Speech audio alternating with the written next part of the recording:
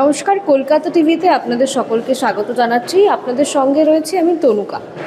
এই মুহূর্তে আমি উপস্থিত রয়েছি যাদবপুর বিশ্ববিদ্যালয়ের অরবিন্দ ভবনে। যাদবপুর বিশ্ববিদ্যালয়ে 20শে আগস্ট ঘটনার পর কিন্তু বিতর্ক আরও বেড়েছে। এবার বিশ্ববিদ্যালয় কর্তৃপক্ষের সঙ্গে বৈঠকে ছাত্রদের একাংশ প্রশ্ন তুলেছেন যে সিসিটিভি ফুটেজে গণিতের অধ্যাপক বুদ্ধদেব সাউকে দেখা গেলেও কিন্তু তার বিরুদ্ধে এখনও কেন পুলিশের কাছে অভিযোগ দায়ের করা হয়নি। পড়ুয়াদের দাবি, ওই রাতে ক্যাম্পাস ও হস্টেলে বহিরাগতদের হামলার ঘটনায় যাদের ভূমিকা ছিল তাদের বিরুদ্ধে নিরপেক্ষ তদন্ত হওয়া উচিত।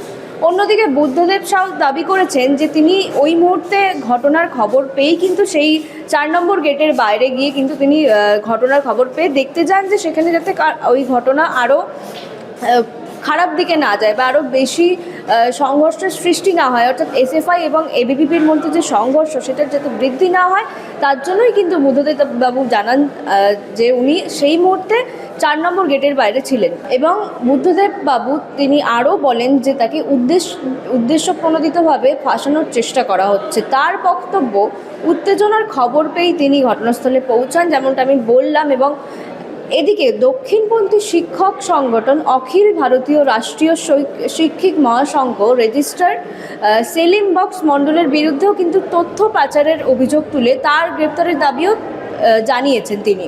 এবং সংগঠনের অভিযোগ যে বিশ্ববিদ্যালয়ের অভ্যন্তরীণ তথ্য বাইরে চলে গিয়েছে।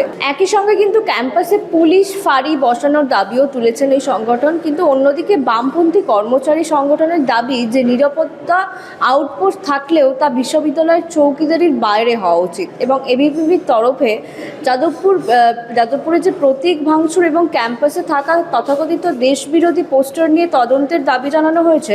এমনকি প্রয়োজন হলে এনআইএ তদন্তের দাবিও তুলেছেন সংগঠনের নেতারা।